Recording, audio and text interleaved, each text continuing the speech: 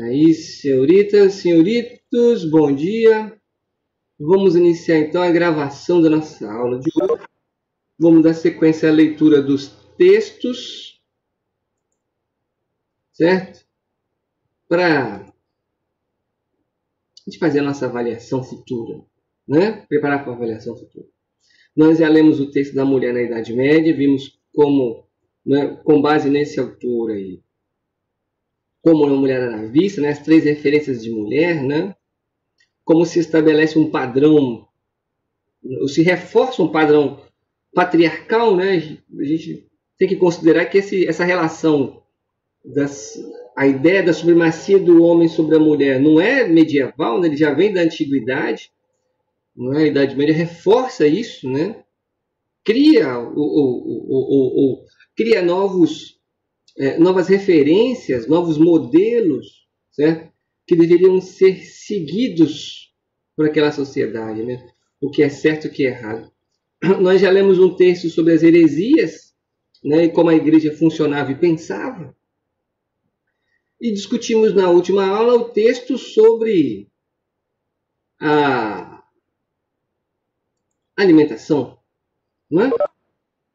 Sobre a alimentação. Vimos aí o que o pobre, né, o camponês comia, né? Vimos aí que dentro desse povo havia alguns que tinham uma condição um pouco melhor do que outros, né? E percebemos aí, analisamos o que esses comiam também, o que a nobreza comia e o que o clero comia. Observa que tem um aspecto importante aí, a carne é todo diferencial, percebeu isso? Que a carne é um aspecto importante, certo? A carne é um aspecto importante desse processo, não é? E aí, quando você fala em carne, a gente tem que analisar outra questão importante. Que tipo de carne? Ah, na minha casa não falta carne, não. Tá, qual carne? Frango. Não é? Sim, é carne. Peixe. Sim, é carne.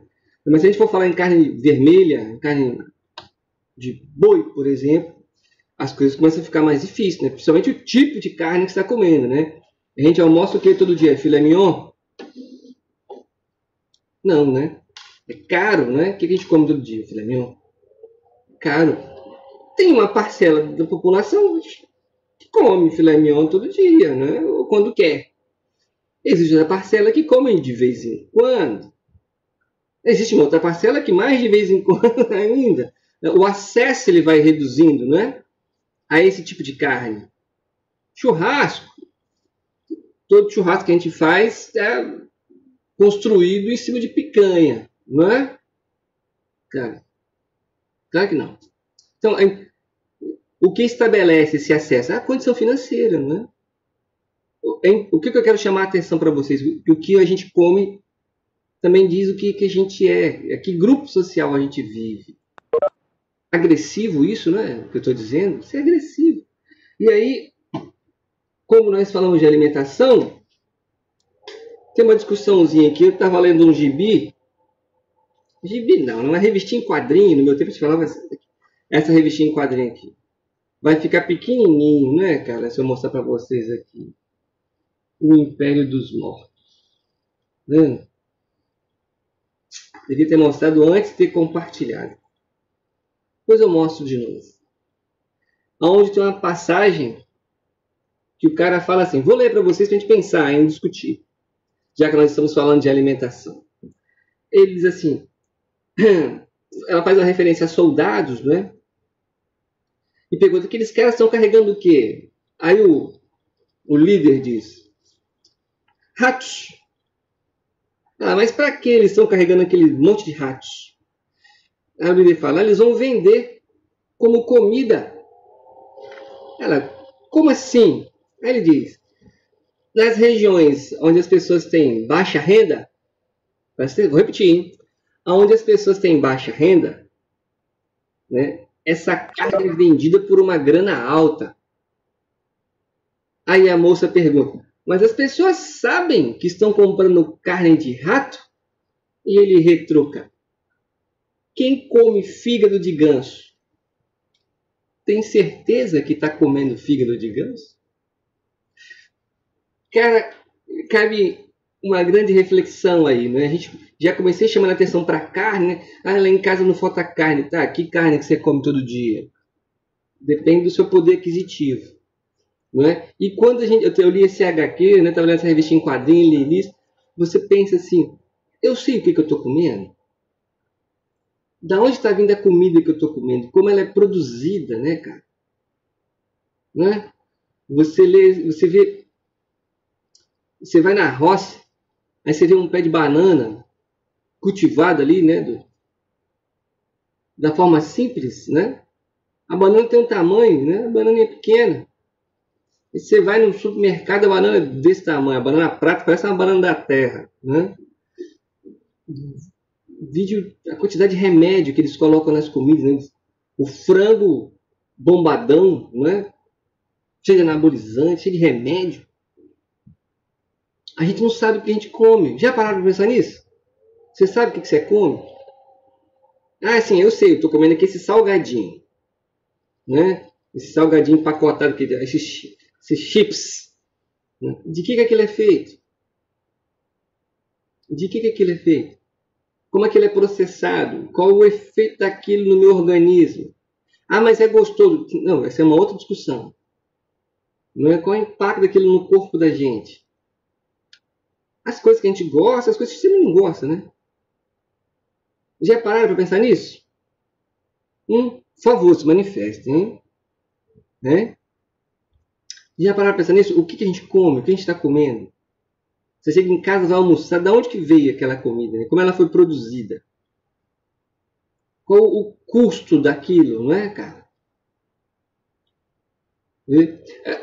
A professora biologia e química podem discutir isso melhor do que eu, né?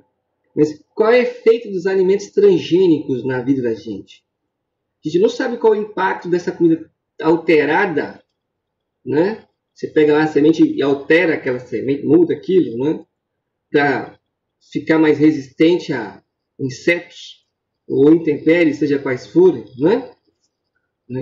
Qual o impacto daquilo no corpo da gente? Daqui a 100 anos, será que essa comida transgênica vai gerar alguma mutação no corpo das pessoas? São questionamentos. Por isso ela é tão combatida, tá?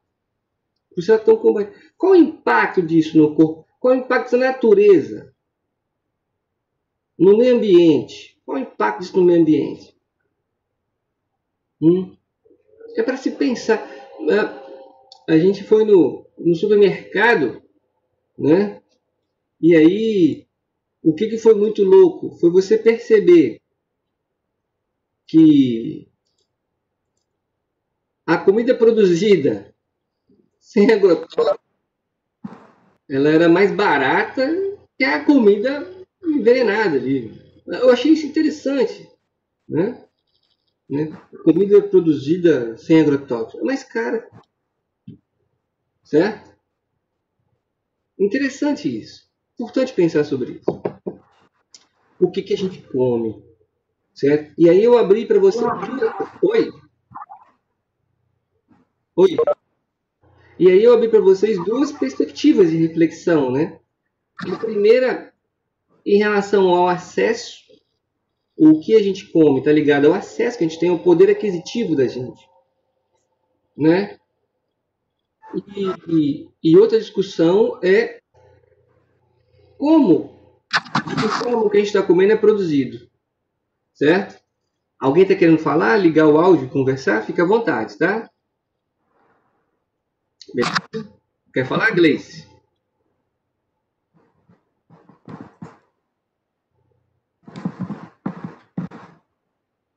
O microfone está aberto. Eu não sei se você quer se manifestar ou foi um acidente. Beleza. Vou seguir então. Tranquilo? Então é para se pensar sobre isso. Beleza? Ah, beleza, tranquilo. Beleza. No problem. Certo? Então, vamos pensar sobre essas duas questões. Certo? O que a gente come diz o nosso status social. Certo? Diz muito sobre a gente. Beleza? Então vamos aí para o outro texto, que é o texto da etiqueta, que também vai falar sobre a gente. A gente parar para pensar um pouquinho. Certo? a etiqueta na Idade Média. A referência, você tem essa obra aqui do Norbert Elias. Depois eu mostro para vocês melhor. Aqui. O Processo Civilizador. Bem legal essa obra do Norbert Elias. Certo? Que vai falar desses costumes. São duas obras, são dois livros na realidade. Um sobre essa questão da etiqueta. O que é etiqueta? Né? Vamos ler a obra, né? Etiqueta na Idade Média e Idade Contemporânea, e como que ela surge nesse contexto aí de transição, né? De Idade Média para a Idade Moderna. Certo?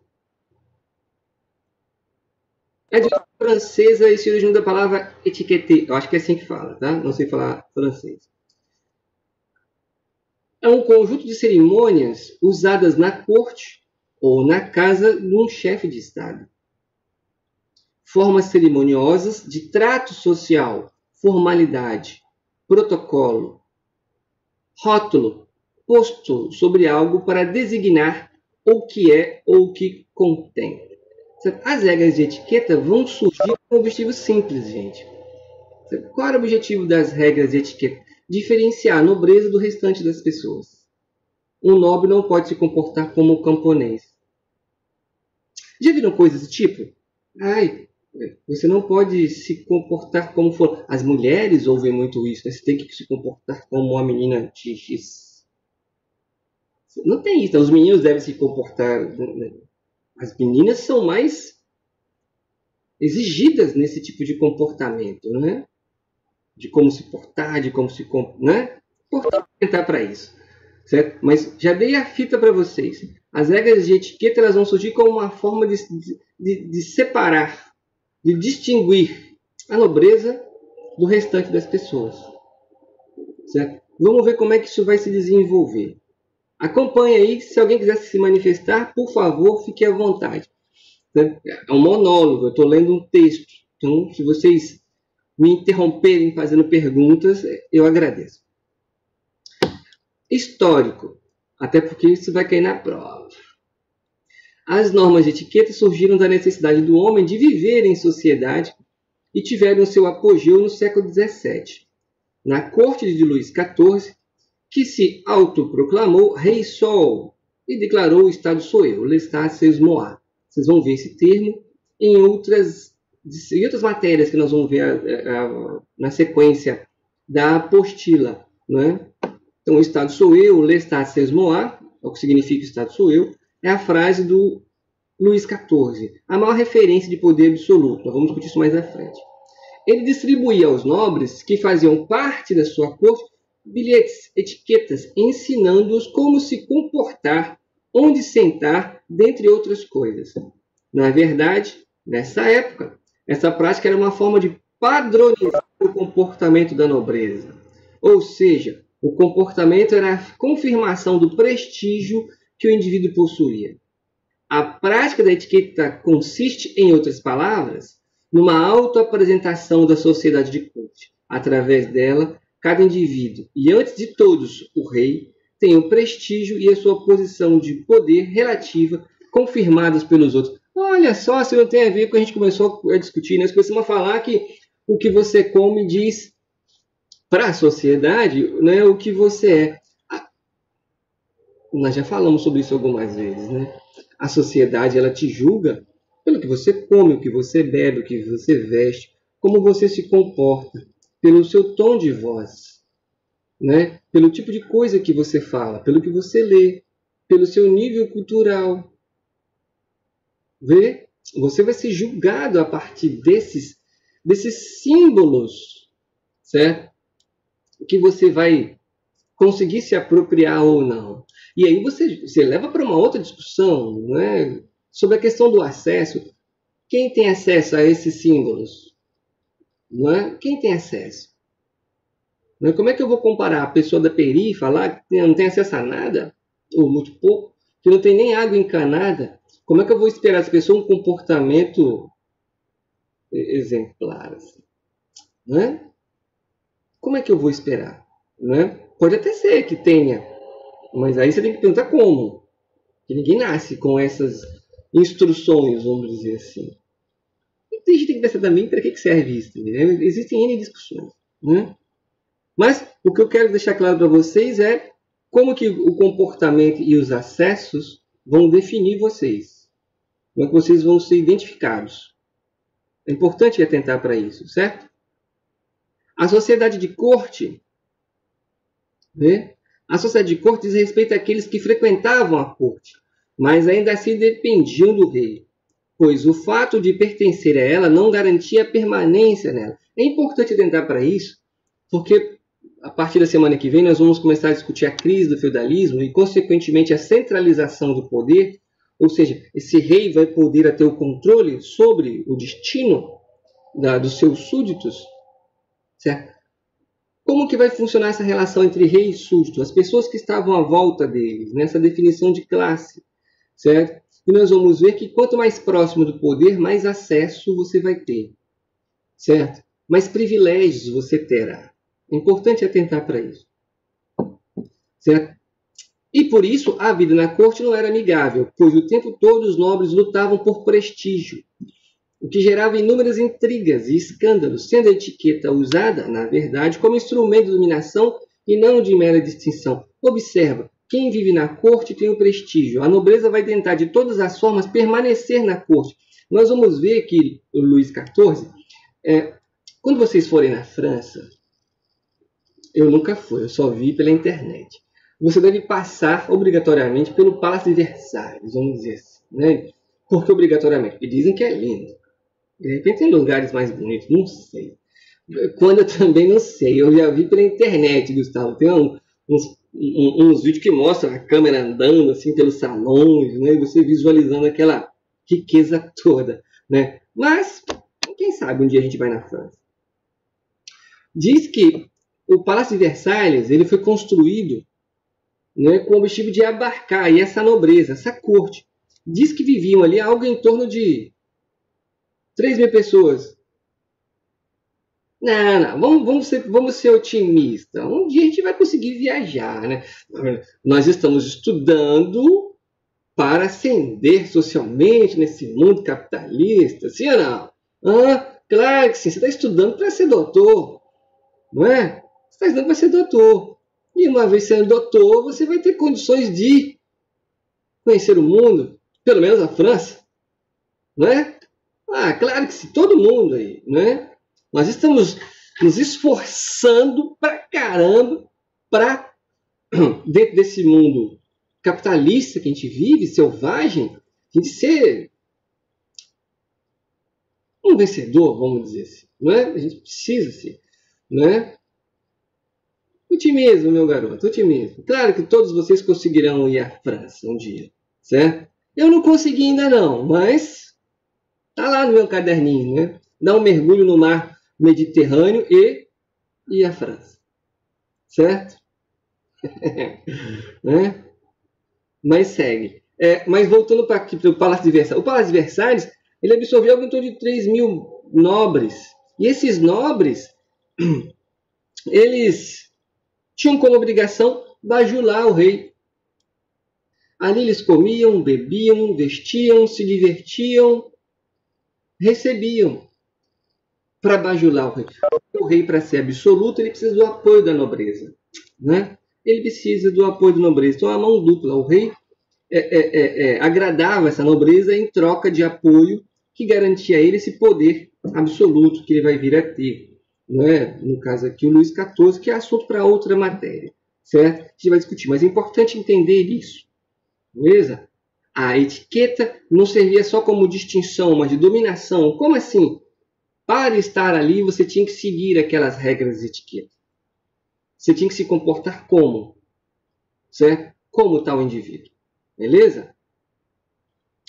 Já no século XIII, eram escritos poemas sobre as regras de boas maneiras, principalmente a mesa. Como se pode observar nos poemas abaixo, Tannhausen, acho que é assim que fala, sobre as boas maneiras corteses. Tá aqui, no século XIII começaram a estabelecer formas de conduta. É importante observar Se eu estou dizendo hoje como você deve se dizendo assim, ó, você deve se comportar da maneira X, certo? Por que eu estou estabelecendo uma regra de como se comportar? Porque não tinha, certo? Porque não tinha. Então, por exemplo, se eu digo hoje que é errado arrotar na mesa, por que eu estou dizendo que é errado arrotar na mesa? Porque tem alguém que arrota. Concorda ou não? Certo?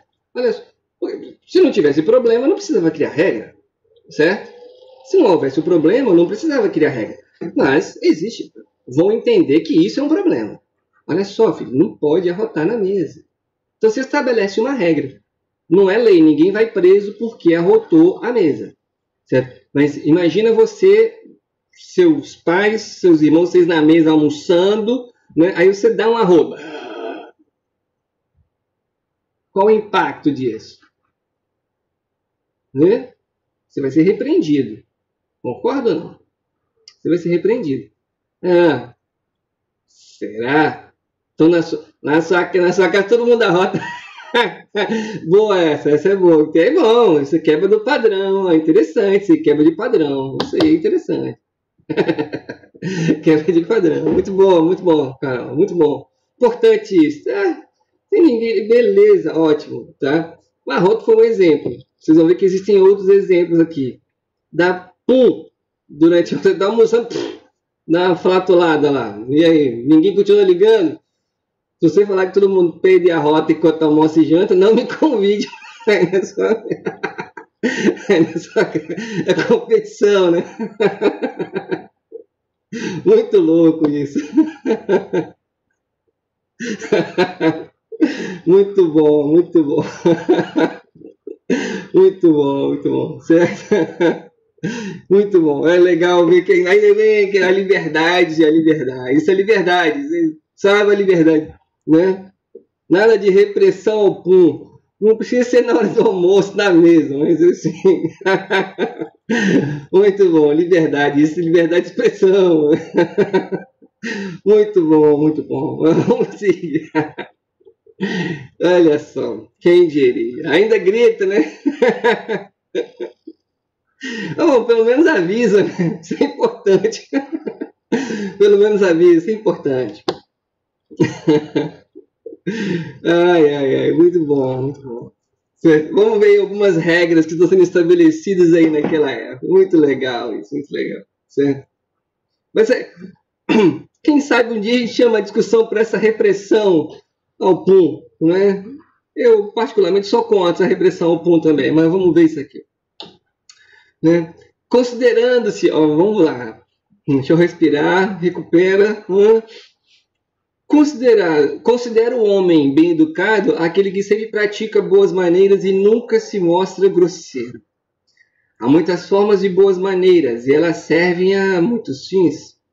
O homem que as adota nunca erra. Quando comes, não esqueça os pobres. Deus te recompensará se o tratares bondosamente. Você percebe que são regras de conduta aí que ele está apresentando, né? O homem tem que ser bem educado, ter boas maneiras. Um homem refinado não deve arrotar na colher quando acompanhado. É assim que se comportam pessoas na corte que praticam má conduta, ou seja, arrotar enquanto comem não é bem visto, tá vendo? Século XIII. Você vê que eu pulei, né? Eu botei alguns. O último aqui é o 319. Eu não vou botar todas as regras para vocês, só algumas experiências. Veja só, mais algumas. Não é polido beber no prato, embora alguns que aprovam esse grosseiro hábito insolenemente levantem o prato e sorvam como se fossem loucos. Lembra, quando a sopa está acabando, tem um restinho, você não consegue pegar com a colher, o cara pega e leva o prato na boca. Né? Ai, acabou, não consigo comer. Assim, né? Não pode beber no prato, né? Quando a gente era criança pequena, não é assim que se fala? O que você fazia que você lambia o prato, né? Pô, eu concordo que é bom fazer isso, mas vamos fazer isso quando a gente estiver sozinho em casa. É isso, tomar o caldinho do miojo. Se não tiver ninguém olhando, você não vai no restaurante fazer isso, o garçom vai mandar você sair. Né? Você vê, né? Olha só o que eu vou dizer para você. Se quem não deve fazer, se isso está sendo dito para a nobreza, olha que beleza isso, olha que beleza. Se a nobreza não pode fazer isso, por que a nobreza não faz isso? Quem faz isso é o pobre. E aí você distingue as pessoas, tá vendo? Que beleza isso. Você pode fazer, mas vamos fazer isso, veja só, vamos fazer isso em casa. Em casa pode tudo. Minha casa é meu reino. Minha casa é meu reino. Minha casa é meu reino. Na minha casa eu posso tudo. Na casa dos outros, que é aí que é uma questão, né? Certo? Minha casa é meu reino. Na minha casa eu posso tudo. Posso arrotar, dar pum, lamber o prato, beber no prato. Desde que minha esposa não esteja... Fala baixinho. Se a minha esposa não estiver perto, eu posso. Se ela estiver perto, ela me reprime. Ser princesa é ótimo, né? Olha a outra. Essa aqui é boa, ó. Essa aqui é boa. Os que caem sobre os pratos como suínos quando comem, bufando repugnantemente, estalando os lábios. Ou seja, ou você come ou você fala. Certo? Ou você come ou você fala. Você falar comendo, você comer e as pessoas vendo que está dentro da sua boca não é agradável. Né? Ou comer fazendo barulho com a boca. Isso não é agradável, né? Isso não é agradável. Isso não é agradável. Ele está chamando a atenção. Veja só, se ele está dizendo que isso não é agradável, significa dizer que as pessoas faziam isso. Né? Ele está dizendo, não, uma pessoa bem educada, refinada, não pode fazer isso. Para quem que ele está ensinando isso? Para a aristocracia, para a nobreza. Você imaginar que a massa está tendo acesso a esse tipo de coisa? Não. A ideia é distinguir. Não deves beber no prato. Com uma colher é o correto. Os que se levantam e fungam repugnantemente sobre os pratos, como se fossem suínos, pertencem à classe dos animais do campo. Você vê que porco, para ele, a ideia de ser o porco, até a origem tem sentido aí, né? Quando alguém chama de porco, né? Agindo como um porco. Né? Bufar, eu acho engraçado as comparações. Né? Bufar como um salmão. Como assim bufar como um salmão? Né? Comer voraz e ruidosamente como um texugo e queixar-se enquanto come. Eis 3 coisas inteiramente indecorosas. Certo? Ou seja, comer como se estivesse morrendo de fome, né, desesperadoramente. Queixar-se enquanto come. Né? Tá comendo e reclamando da vida, falando. Eu também não gosto disso, não. Quando eu vou comer, eu gosto de comer em silêncio. Nesse ponto aí, vamos almoçar? Vamos. Eu vou comer calado, eu não fico conversando, não. Por isso que geralmente eu almoço sozinho. Né? Não aqui em casa com a minha esposa, mas no meu meio de trabalho, eu não costumo almoçar com os meus colegas, vamos dizer assim, não porque eu seja nojento. É porque eu não gosto de conversar enquanto eu como, eu gosto de comer. Certo? No século XVI surgiram os tratados de boas maneiras. Observa, ele inicia dizendo que no século XIII começaram a surgir essas perspectivas. Já no século XVI, 300 anos depois, tratados de boas maneiras. Que nessa época não era um instrumento de dominação, mas apenas de distinção. Certo? Ou seja, uma espécie de distinção de regras de boas maneiras. Pertenciam à alta sociedade, eram muito semelhantes. E, na sua essência, em diferentes países, apesar desses possuírem diferentes tradições. E aí, a gente riu e brincou sobre alguns comentários que vocês fizeram. Né? É importante entender a cultura e as pessoas com as quais a gente vive. Você vai em alguns países, em alguns locais, o ato de arrotar na mesa é aceitável. Significa que você está satisfeito. Em outros países, não. Então é importante observar isso, que a nossa origem pode dizer sobre os nossos hábitos também, certo? É importante entender isso, né? Você ir uma vez eu vi uma entrevista quando o Jô Soares tinha um programa dele de entrevistas no SBT ainda, onde ele entrevistou um empresário que foi fechar um acordo num país pequeno no Oriente Médio, né? E aí disse que ele foi convidado para o jantar, né? E ele, como visita, ele ia ter acesso à parte mais nobre do jantar. Imagina, hein? Imagina. A parte mais nobre, que ele não sabia também qual era essa parte mais nobre do jantar, né?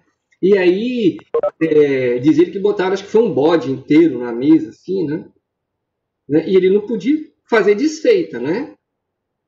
E qual era a parte que serviram, que botaram no prato dele? Os olhos do bode. Arrancaram os olhos e botaram no prato dele ali. Pum! Para ele comer. Né? Ele era o convidado. Ele ia ter acesso à parte mais nobre ali, né? E aí ele pensou, ele falou exatamente isso, Carol. Eca! O que eu faço agora? Se eu não comer, eu não fecho o contrato. O que eu faço? Você ia perder o contrato. E era o contrato. Não era um contratinho, era o contrato. Né? Era o contrato. Diz ele que enfiou na boca e engoliu sem mastigar.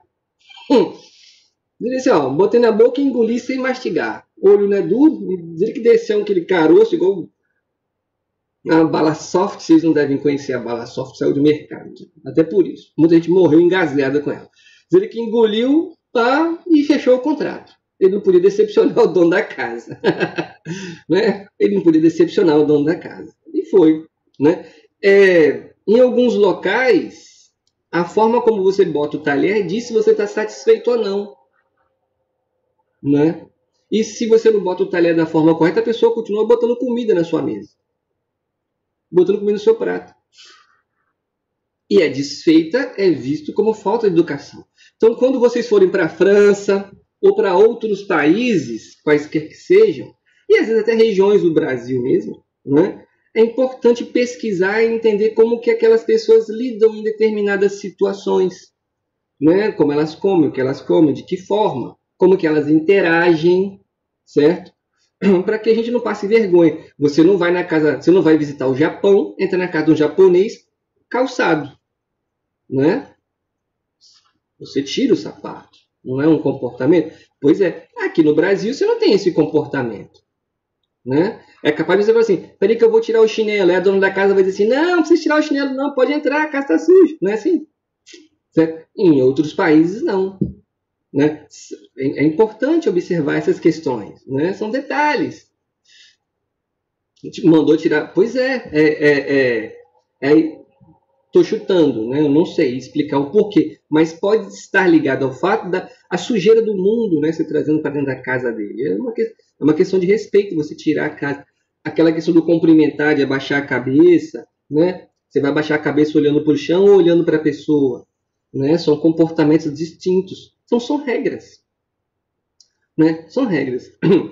Mas vamos seguir esses comportamentos aqui que é interessante. Vamos seguir esses comportamentos que são interessantes. As regras de boas maneiras na mesa na Idade Média estavam baseadas no que se podia ou não fazer. Por exemplo, não podia rotar, não podia pegar comida com as mãos. Esta foi, obviamente, criada depois que os talheres foram inventados. Isso aí, Murilo. Não se admitia assoar na toalha sem ser barulhenta a mesa. Imagina aí, você está na mesa e... só o nariz na mesa. Não é agradável, vamos dizer assim. Não é agradável, né? Isso eu também nunca fiz, não. Né? Não é agradável. Né? Você está almoçando, cara, todo mundo é passivo de engasgar, né? Mas se você puder tossir e botar a mão na boca, se você não botar a mão na boca, quando você tossir, o que você faz? Você com a boca cheia. Você esparrama a comida em todo mundo, né? Observa que interessante, eu não podia pegar a comida com a mão. Quando a gente falou de feudalismo, nós falamos, as pessoas comiam com a mão. Olha que beleza, quando começam a surgir talheres, né? Pois é. As pessoas, aos poucos, começam a deixar de comer com as mãos, né? E vão usar os talheres, né? É você ser convidado para um lugar chique, já passou por isso? Você vai no restaurante, chega no restaurante, alguém bota a carne com osso no seu prato. Aí você fica, e agora danou? Eu meto a mão nessa coxa de frango aqui, eu tento comer com garfo e faca. Né? A última vez que eu tentei fazer isso, o frango saiu voando do meu prato, nunca mais eu fiz isso. Se tem osso, eu meto a mão. Certo? Ué. Se tem osso, eu meto a mão, não quero nem saber. Diz que a etiqueta diz isso, né? Se tem osso, você pode pegar com a mão para impedir que a carne saia correndo do seu prato, né? Tem osso, você pega. É claro, não, você não vai meter a mão assim, né? Isso tudo, né? Detalhezinho, existe todo um procedimento para. Mas são regras que foram criadas, né? A ideia de você sentar-se à mesa, não é? Não pode. Esse é o erro direto. Você não pode botar o cotovelo na mesa. Não pode botar. Por que eu não posso botar o cotovelo na mesa? Tem que ficar assim, né? Assim, com os braços para baixo, assim. Uma vez eu perguntei pro garçom, falei, meu camarada, por que eu não posso botar o cotovelo na mesa? Ele falou assim para mim, é porque eu posso chegar próximo de você com alguma bandeja, o senhor não vê e fazer um movimento, bater na bandeja. Com as mãos para baixo, o risco diminui. Tem sentido. Mesmo assim, para mim é muito difícil não colocar o cotovelo na mesa. Sou pobre, eu admito. Eu sou pobre, né? Eu admito, eu não consigo.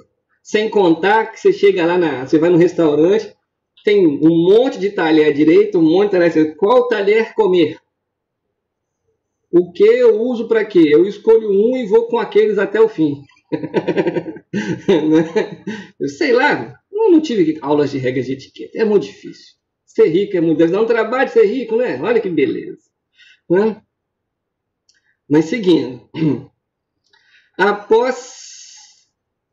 apesar de existirem muitas regras de boas maneiras, nessa época, a forma como as pessoas se sentavam, apoiavam os cotovelos, olha só, eu também acho frescura.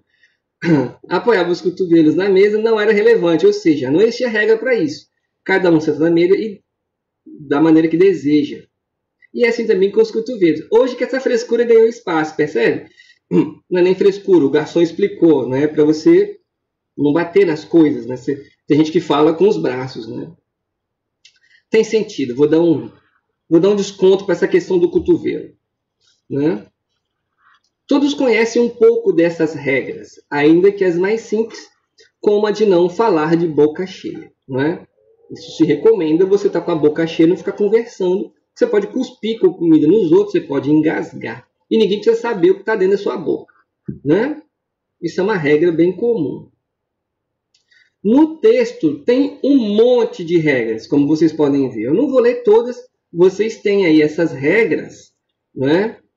Com vocês, no slide, eu mandei esses textinhos para vocês. Aí tem um monte de regras de sugestão de como você deve se portar na mesa, né? Sempre apoiar somente os pulsos à beira da mesa. Tenta fazer isso aí na sua mesinha, né?